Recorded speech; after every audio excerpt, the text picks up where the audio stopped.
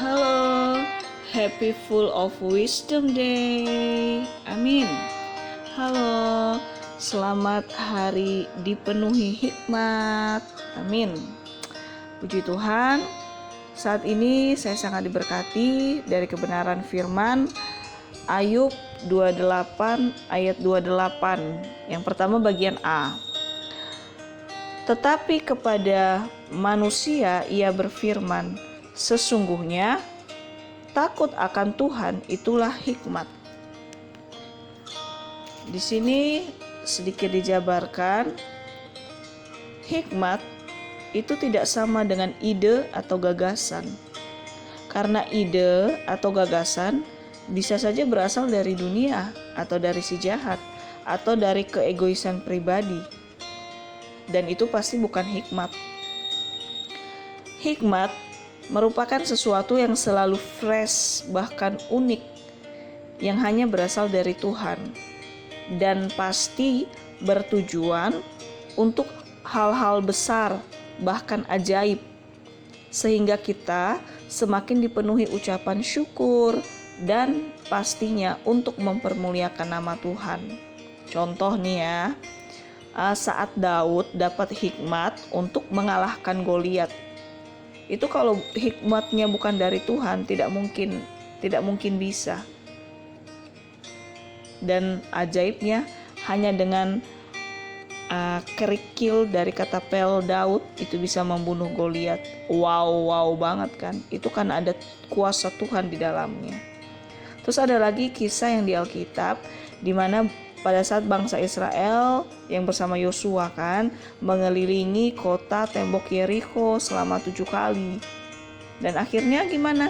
Tembok Yerikho runtuh dan semua musuh kalah dan bangsa Israel bersama tim Yosua menang. Jadi sebelum Tuhan memberikan hikmat kepada manusia, Tuhan pasti lebih dulu ingin memastikan kualitas hati kita. Maksudnya kualitas hati yang harus didasari dengan kualitas hati hamba atau hati yang mengakui kebesaran Tuhan, atau hati yang didasari tanpa kesombongan atau keegoisan. Disitulah hikmat Tuhan ada. Hikmat Tuhan tumbuh dari hati manusia seperti itu. Dan hikmat pasti berkuasa karena hikmat adalah Tuhan sendiri. Dan Tuhanlah langsung dan yang berinisiatif atau bahkan berperang untuk mengerjakan hikmat dalam hidup kita. Misal nih Tuhan kasih hikmat ke kita. Tuhan gak hanya ngasih, dia berjuang untuk hikmat itu terjadi dalam alam fisik. Dan pasti ketika itu terjadi, pada akhirnya pasti berdampak luar biasa. Bukan untuk diri kita sendiri, untuk banyak orang. Dampak positif. Dan pasti ujung-ujungnya untuk memuliakan nama Tuhan. Terus misal nih, hikmat harus dilandasi atau punya fondasi yang takut akan Tuhan, atau menghormati Tuhan, atau menomorsatukan Tuhan lebih dari apapun, atau juga mengakui kebesarannya di dalam hidup kita lebih dulu. Harus ada fondasi itu dulu sebelum diberikan hikmat sama Tuhan. Maka ketika Tuhan lihat kualitas hati yang seperti demikian, yang sudah terbentuk, yang sudah matang, sudah siap dilimpahkan hikmat, maka hikmatnya bisa muncul melalui nurani atau kata hati kita yang muncul kuat dan tidak mungkin hanya tersimpan di hati atau di benak saja. Pasti sangat bisa mengguncang hati kita untuk taat, melakukan dan mengakui hikmat itu dalam hidup kita. Amin. Mari terus kita memiliki kerinduan hikmat yang baru setiap hari. dalam setiap proses hidup kita, dalam setiap tantangan apapun, pergumulan apapun, tekanan apapun, kita butuh hikmat Tuhan, kita butuh Tuhan itu sendiri. Karena hanya hikmat yang dari Tuhan yang memiliki kuasa untuk kita dapat berhasil, menang, berkemenangan, dan nama Tuhan dipermuliakan. Amin. Terus Ayub 28 ayat 28b. Dan menjauhi kejahatan itulah akal budi.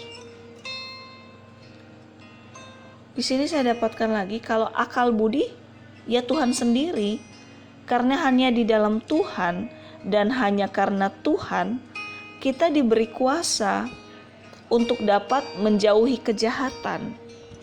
Karena sejatinya di dalam Tuhan tidak ada kejahatan kecil atau kejahatan besar. Kejahatan ya kejahatan, dan kita manusia daging tidak memiliki kuasa untuk menjauhi kejahatan sebenarnya. Kita ini bisa terlalu gampang untuk terkecoh, bahkan bisa tidak melihat kalau yang pada awalnya sebenarnya itu jahat, bisa aja nggak terlihat. Karena bisa aja karena terbawa keinginan pribadi atau karena keterbatasan pengetahuan, bisa silau di awal kalau itu nggak baik. Tapi kalau di dalam Tuhan, jika kita berpegang pada akal budi yang dari Tuhan sendiri, maka Tuhan yang membuat kita punya kuasa untuk menjauhi kejahatan. Karena Tuhan sendiri yang memberi kuasa akal budinya untuk anak-anak yang dikasihinya. Jadi menjauhi kejahatan sama dengan mendekat lebih lagi pada sumber kebaikan, pada akal budi, yaitu Tuhan Yesus sendiri. Jadi kita perlu banget akal budi yang dari Tuhan. Karena di dalam akal budi dari Tuhan, di situ ada kuasa, terutama untuk menjauhkan kita dari kejahatan. Dan ketika kita mau meresponi kehendak Tuhan untuk kita menjauh dari kejahatan, maka akal budi yang fresh setiap hari akan Tuhan berikan untuk kita menjalani hidup kita, untuk kita berkemenangan atas setiap proses, dan untuk nama Tuhan dipermuliakan dalam hidup kita, bahkan keturunan kita kelak. Amin.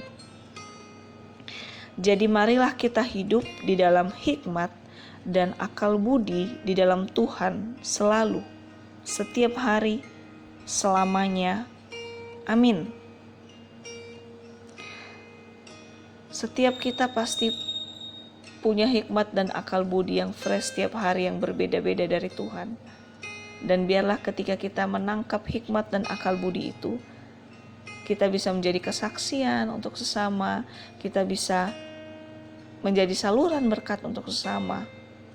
Karena berkat bukan hanya berdasar pada materi. Hikmat dan akal budi itu juga berkat Tuhan yang luar biasa. Betapa mengucap syukurnya setiap kita yang mau berpegang pada hikmat dan akal budi yang Tuhan anugerahkan buat kita secara cuma-cuma, asal kita selalu berpegang kepadanya. Karena Tuhan kita baik dan setia, dulu, sekarang, sampai selama-lamanya. Haleluya. Amin.